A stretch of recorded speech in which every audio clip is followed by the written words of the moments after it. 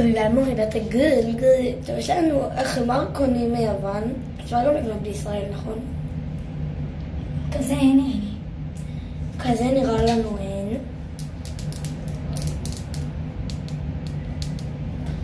ככה חבר נראה.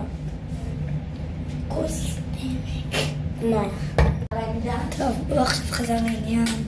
אני חייבת אותו. טוב, יש לי את זה, אני חייבת לשים עלייך. מאיה, אבל זה צריך לברות שמו. סתם. קשה לי לזרוח פשוט.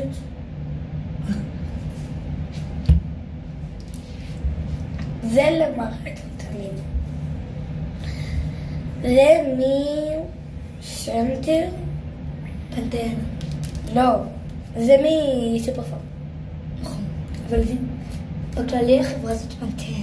נכון. הנה שוב פה. פנטר. פנטן. לראות שהם יודעים לקרוא אנגלית. טוב, אני סוגרת את זה. זהו, לא לקנות את זה, לא מומלץ. מה? כן מומלץ, אבל אתה אמרת את זה סבירה. כן, לעכשיו. אני סוגרת, טוב?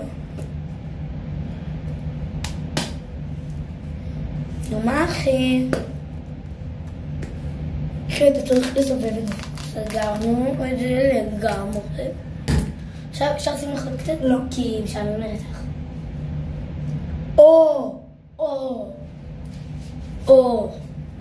זה הכי מומלץ. כאילו, זה היה לקנות.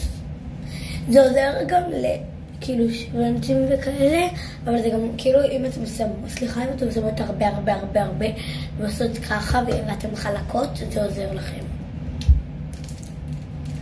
אני מביאה סרום, השיער שלי נפוח. תמיבה להביא את הסרום שלה, אמא לי. סרום. שמתי אותו. היא שמה, לא הראינו לכם את זה. לא נורא. זה לא מים, זה סרום.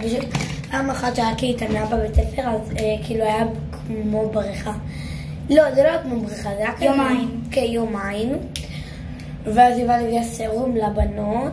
לי. לך, וגם הבנות ביקשו, אז... לא הבאתי. את הבאת. לא הבאתי. את אמרת תביא לי, כי אני חברה הכי טובה שלה. כן. לא עושה גולגול.